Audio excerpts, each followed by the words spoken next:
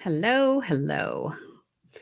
All right, let me go ahead and expand this. Perfect. All right. So, hello and welcome. I am Christine Renee, and we are here for part three of my weight loss journey. If you have not already seen part one and part two, it is important that you go back and you take a look at that part of my journey because that is what has led me to today and speaking to you about what has happened basically after weight loss surgery.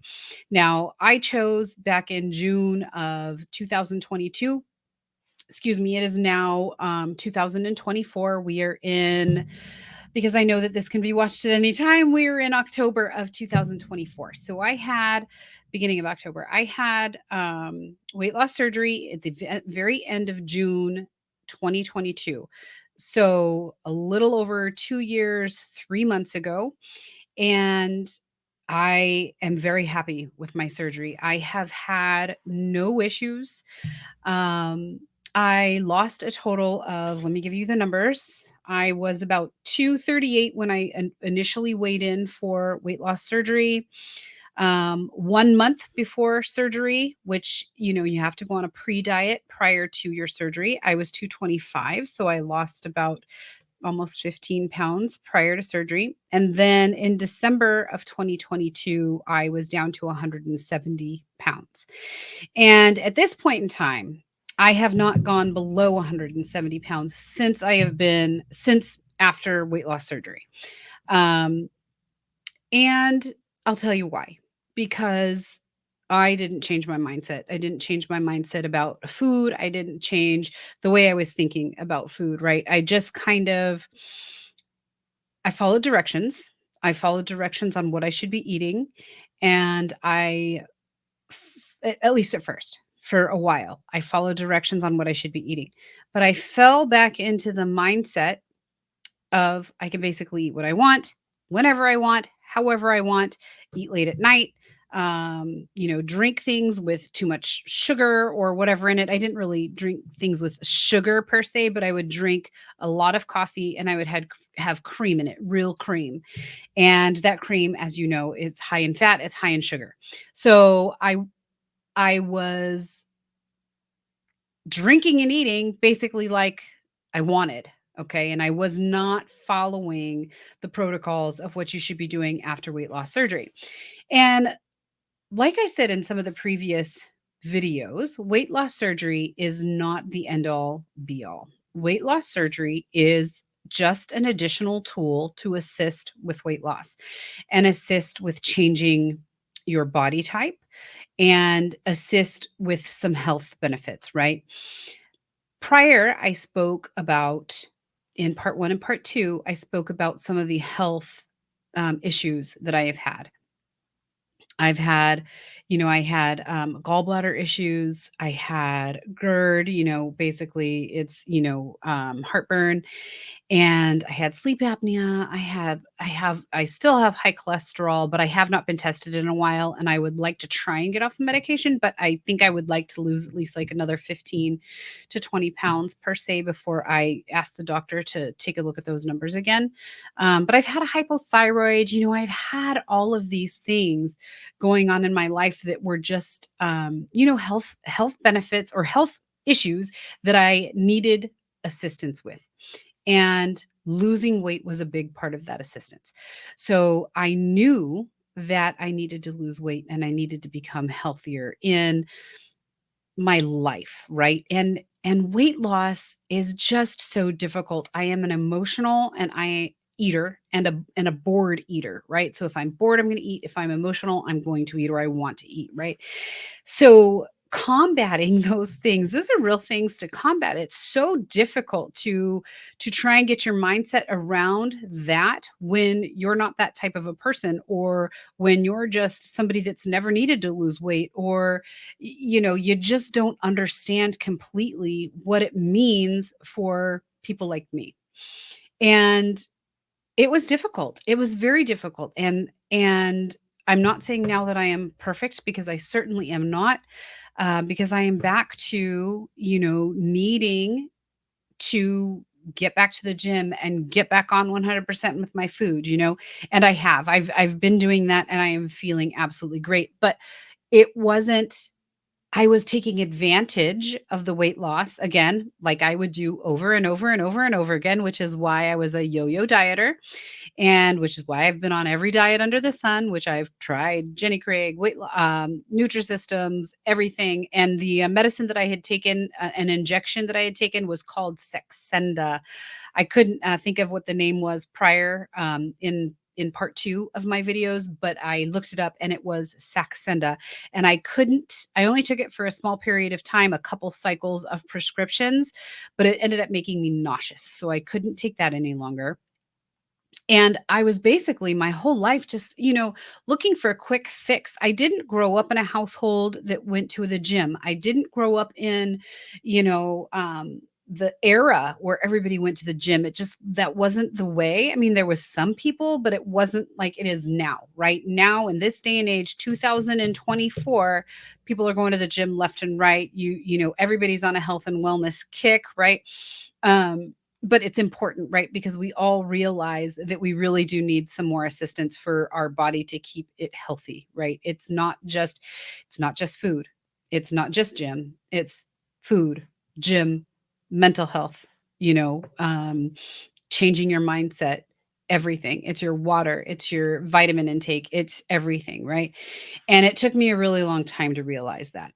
And I know that I'm not the only person that needs assistance with this. I've struggled certainly over a long period of time. My whole life, I'm 50 years old.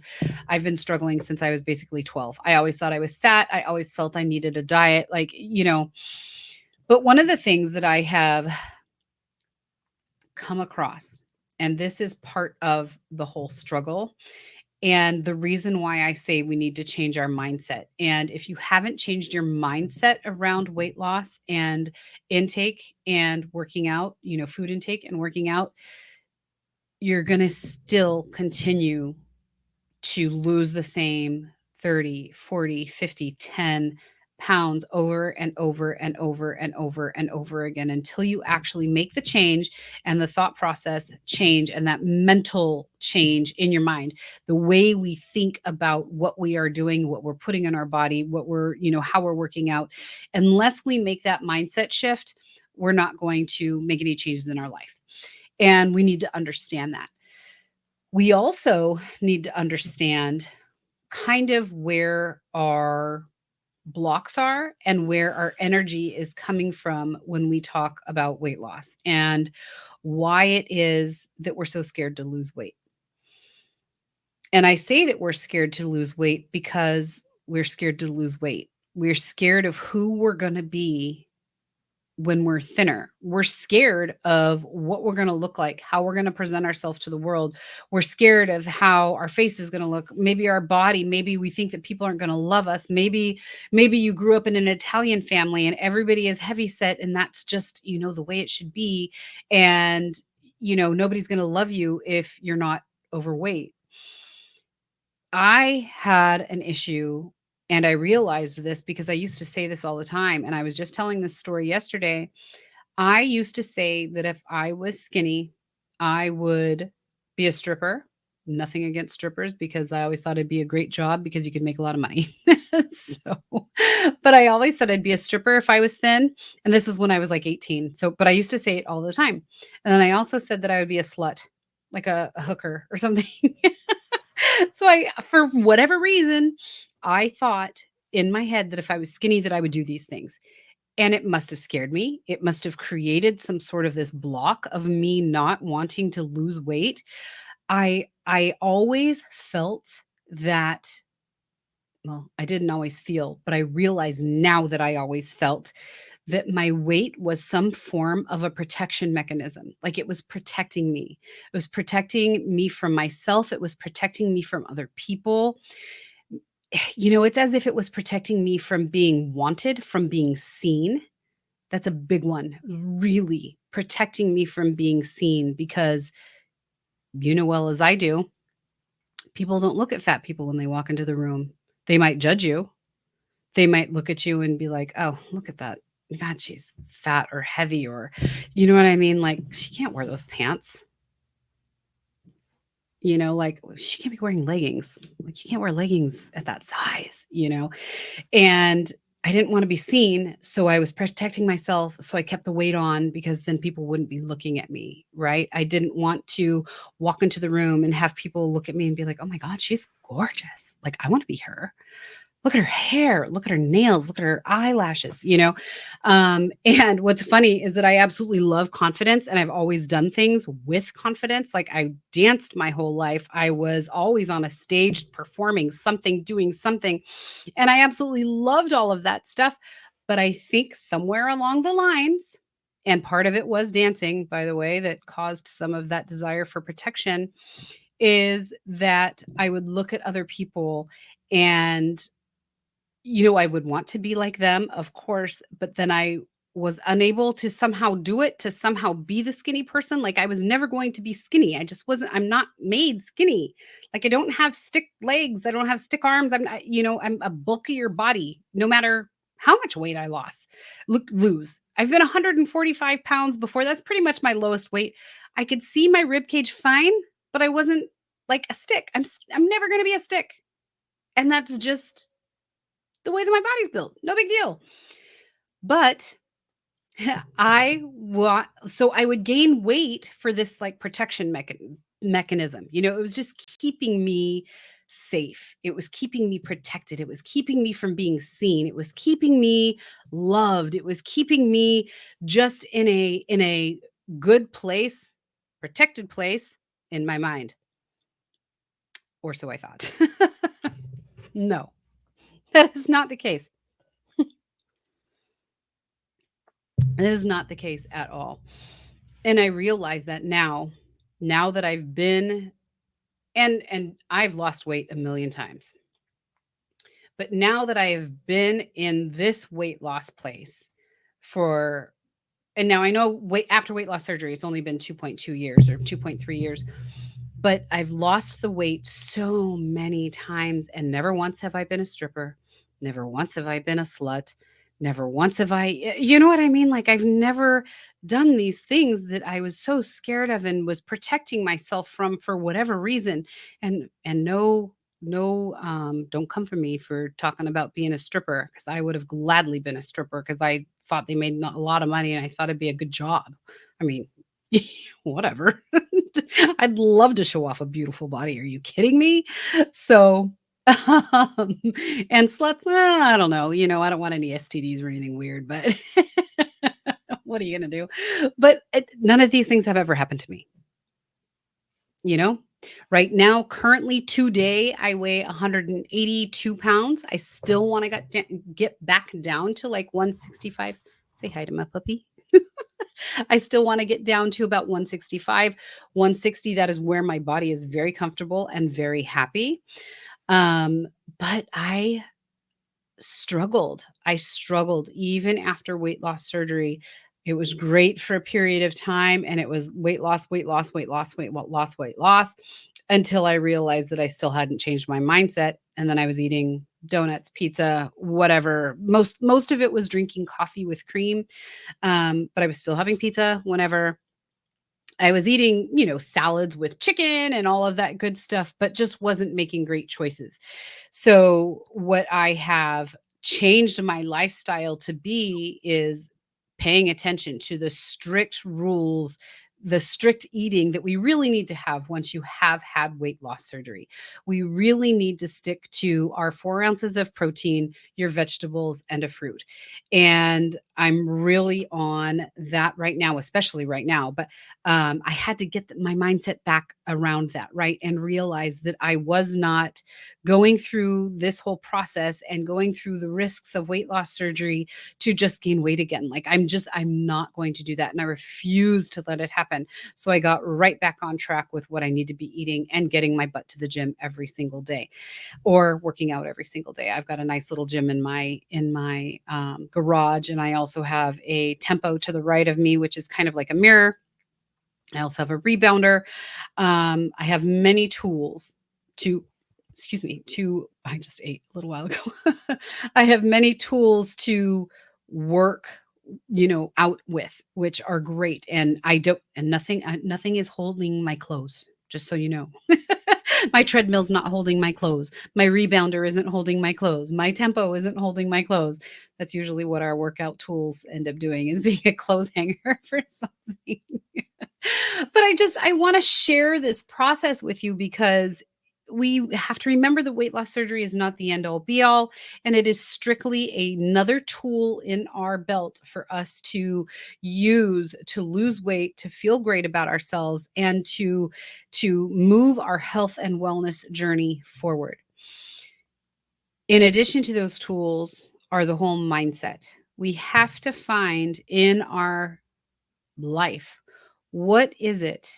And you should journal on this. You should get out some paper right now and journal on what happened somewhere in your life, who was telling you what, that made you have an energetic block to losing weight, or caused you to think twice, or caused you to need that protection, or caused you in some way, some fashion. Maybe somebody called you fat. Maybe when you were little, you were too skinny and they called you skinny all the time. Or maybe, or maybe you saw something or somebody was treated some way in front of you and it was a traumatic experience and you realized you didn't want to be skinny because you were, that type of a thing happens to skinny people. I need to be fat because nobody's going to come after me if I'm fat. I'm going to protect myself. I'm just going to be fat. And, you told yourself that. And that's now your story. And you've worked this story into your whole demeanor, your whole person, your whole persona. And now, anytime you go to try and lose weight, this block comes up and you don't even know it's a block until you know it's a block. Right. So we have to look at our weight loss journey in different parts, and we also have to look at our weight loss journey at different aspects. Right, we've got the whole mental health piece, that whole mindfulness piece that we must take into consideration. It's not just about weight loss, it's not just about health and wellness, it's not just about the food we're putting in, it's not just about the working out. It is all of those things, but our mindset counts. Our mindset really, really, really counts, and it's such a great thing to realize that. And especially if you're in a place where you still have the ability to make the choices to lose weight, and you have the ability to make the choice to journal for 10, 15 minutes and see what comes up. What came up when you thought about what could be a possible block to your weight loss? What did you hear? What did you see? You get to think about these things, right? These are good things to think about. And this is a good place to be. So, me going through my entire weight loss journey has been absolutely amazing. It has been difficult, very difficult over times. Like I said in part one, I started my weight loss journey basically when I was 12 years old. I was always on a diet. I always thought I was the fatter one, the heavier one of everybody and everything. I go back and look at photos. I'm not fat. I'm not heavy. I'm not overweight, but it's all about perception and what was going on at the times. There was always supermodels everywhere and everybody was skinny and you needed to do this. There was nothing in regards to body positivity. Nothing. I was born in 1973. There was nothing in regards to body positivity, and that it just wasn't a thing. And now, thank God, it really is, because everybody needs to be comfortable at their own weight. They need to have their confidence at their own weight. I like to be thinner in the sense that I want to be able to breathe comfortably. I want to wear cute clothes. I don't want to shop at Torrid or shop at Lane Bryant, and they have fabulous clothes. They have such cute clothes. But I don't want to be that size. I don't want to be 14 and up. I don't. I don't want to be that size. So that was a struggle for me. I want to wear cute clothes at smaller sizes. That's my desire. That's where I want to be. It's not a vain thing, it's a health and wellness thing, and I feel better there. I feel more confident when my hair's done. I feel more confident when I've got my makeup on.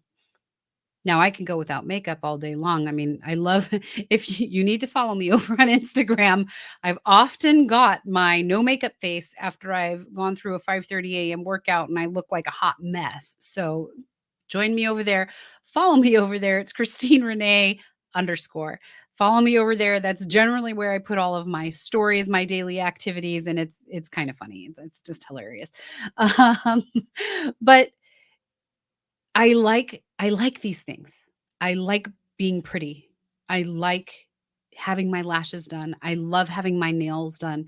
I like looking good. I want to walk into that room and have people look at me and wonder who I am. I'll tell you a little story. And this is interesting too. So I'm a police officer. By That's my job, my physical job, my daily job. And being 240 pounds and a female police officer is not pretty. When I when I chose the department I wanted to work for, when I chose the department I wanted to work for, I looked at the color of their uniforms and I said, "Okay, they've got dark blue navy uniforms. I'll go ahead and work for them." If they were gonna have tan or light blue, it was not working for me. Then there was no way I was gonna work for that police department because it just was not happening. So I needed a dark blue uniform. So that's legitimately how I chose who I was gonna work for. And over the years, right, I gained weight, lost weight, gained weight, lost weight. And I did this all in front of men primarily, men that were usually fit. And it was very embarrassing for me. I just wasn't happy. And completely taking out the health and wellness piece, uh, that I understand is much more important now. Then it was just like, I don't look good. I don't look good in my uniform. I have a very short waist to begin with. And then I've got a duty belt and my pants and a tucked in shirt. Like it was just bad. And from my point of view, it was bad. And I wasn't happy at all. Then as my career progressed,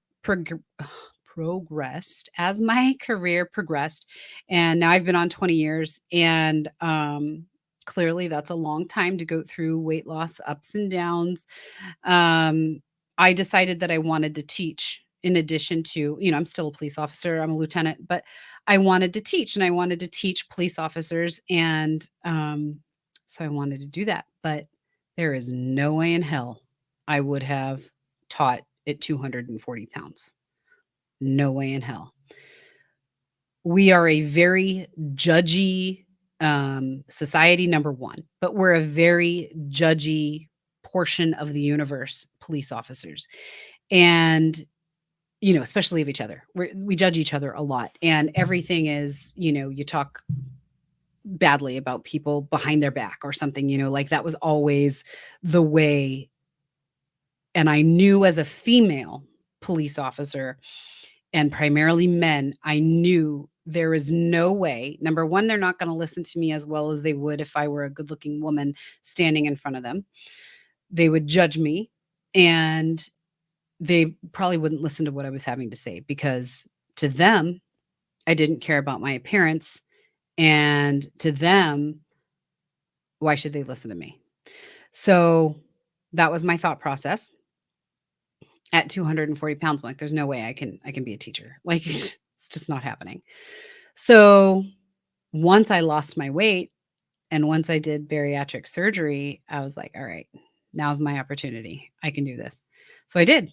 I became an instructor at the academy and I would teach in service, which is basically like, keeping all the police officers up to date with all of the new information that they're being taught yearly. Then I had the opportunity to become a staff instructor at the police academy. And I decided that I was going to do that. But again, right? Weight is a factor. Again, I want to present myself as best as I possibly can, especially because if I'm going to represent police officers and I'm going to represent what it's all about to become a police officer, then I need to be fit and need to have my weight under control and I need to have myself under control, right? Because I'm teaching and leading and mentoring these young people who are looking up to me and who are learning the way of police officers, right? Like just the mental craziness that we have, just the fortitude, that's the word I'm looking for, not craziness, but the mental fortitude, the strength, the ability, to chase after somebody if you need to, the ability to get yourself out of a dangerous situation if you need to, right? And when you're overweight, it's not really something that you can do, right? You can and you can't, right? Because you've got things working against you. So I just wanted to share that with you because it was a very important part of my journey as well, is things that I thought I couldn't do at 240 pounds that I feel I can do now because of my weight. And that's a whole confidence piece too, right? Short of being beautiful, having my lashes done, doing the hair. Like I love all that stuff. I love being able to wear what I want, but I love, even more importantly, being able to get up in front of people and feel confident about myself, and being able to present myself well and be a well-spoken person and have people listen to me because they trust what I'm saying, because they've seen the process, or I've spoke to you about the process and you understand and you feel because I've been there. And if I've been there, that means if you've been there, that you could also make changes in your life, right? We always trust the person who's done the thing before us, right? We trust more so the person that's done the thing before us. So I really wanted to share that part of my journey with you. Weight loss surgery has certainly been a tool. Like I said in part one, part two, it is another part of my whole entire journey. And now I am on the health and wellness journey, which is where we really should be and should have been since the beginning, anyways. Keeping our heart healthy, putting good foods into our body, good foods that are limited in the extra stuff that they put in, preservatives and all of that stuff, right? Things that are good for our body that we can break down easily and we can absorb. Because once you've had weight loss surgery, you have not difficulty with absorption, but there's less, right? You need to fill it with the right things because there's less space for things to go. And you have to be able to put the right nutrients in first that your body can then take in to your body, right? That has to be the first thing that's available for your body. If you're putting junk in and then maybe something good, it's missing the good because it's got to get rid of the junk first. So good first, then your vegetables, protein first, then your vegetables, then your fruits. Um, water is huge, but drinking, this is my water. But drinking half an hour prior, don't drink half hour prior, and then drink a half an hour after your meal, because you don't want to wash down all of those fabulous nutrients that you just put in your body, and you don't want to rush them out. Like that's very important as well. But your water intake is huge. I do still drink coffee, so my life is not without coffee, but I'm making better choices in what I put in my coffee. Right now, I'm putting in a non-dairy substitute, or a non-dairy creamer that is very low in calories and very low in sugar. I'd prefer we didn't have any sugar, but it's what I have and I like it and it tastes okay. But primarily water. Water needs to be your primary source of liquid, because it's very good for your body, right? And then you must be taking your vitamins. Currently, I need to add more of my vitamins in because I go back and forth between being low on my vitamin D. But I always have to take my calcium, and I'm always taking, I still take, this is what I was required to take, right, during surgery and before, is my Flintstone vitamins with iron. So I still take those, but I do need to take my daily vitamins as well as my calcium and B12 and, zinc, magnesium, all of those good things. So those are all good things for you to take. Look up what is best for you. Look up on your healthy sources for your vitamins. Make sure there's, no bad things in them. And you can find those all on the internet, of course. Um, But yeah, just keeping yourself healthy and following that health and wellness journey, because the older you get, it's more about that than losing weight and being skinny. The losing weight helps you be able to breathe, helps you be able to not have sleep apnea, like I talked about prior, which I did have an additional sleep apnea test after I was done. And they do still diagnose me with sleep apnea, but they don't say I need a CPAP machine. So I don't have to use this CPAP machine because it just annoyed me. And it would constantly, I could never find the proper fit for my mask. So I had a mask. I tried one with the nose. And all that would happen is it would come unsealed from my face and it would make really weird noises and it would wake me up. And I'm like, okay, the whole point of this thing is for me to get better sleep. And it wasn't. So I was like, all right, I can't do this. It's ridiculous. But I've got it now, right? So no sleep, no CPAP machine, slight sleep apnea, no biggie. I can work around that. And I do the other thing I suggest, and this is the last thing that I'll suggest, and I'll let you go for the evening. I suggest wearables, some sort of like I've got my Apple Watch, which does some readings. And then I've got my Aura Ring, which also does some readings. And if you're interested, I always have codes for the Aura Rings because, they want us to share. Um, and I follow my sleep, I follow my activity, I follow my heart rate, I follow my steps, I follow all of these things. So all of these things are very important. So I suggest a wearable of some sort, whether it's the Aura Ring or Apple Watch or the other many different things they have out there, Garmin, whatever. You know what I'm talking about.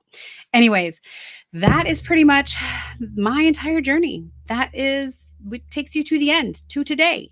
And today is October 2024. So, in case you watch this in the future, um, know that's where I am today. And I hope you follow me. Please subscribe.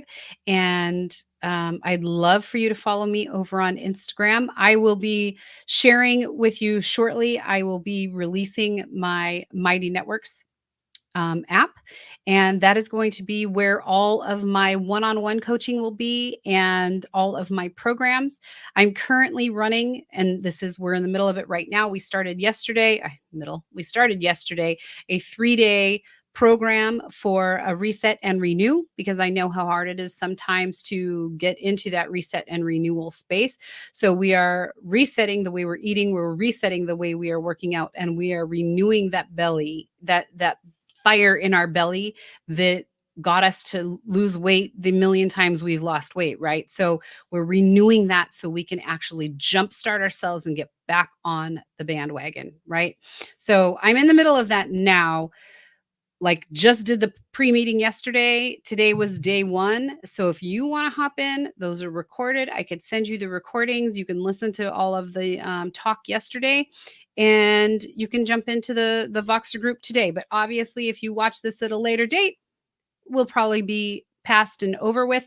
However, it doesn't mean that you still can't jump into a one-on-one coaching, session with me, or jump into one of my current programs. So thank you so much for listening and paying attention. And I hope you have a great weight loss journey.